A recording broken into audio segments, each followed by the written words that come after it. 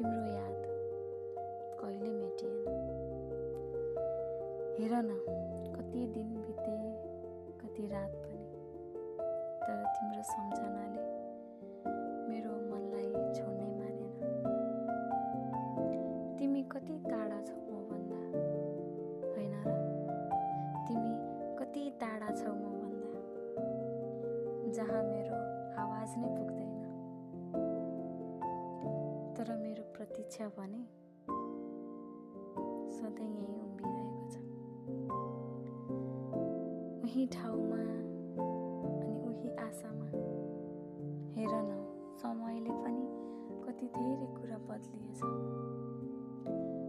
तर तिमी प्रतिको मेरो प्रतीक्षा खै किन?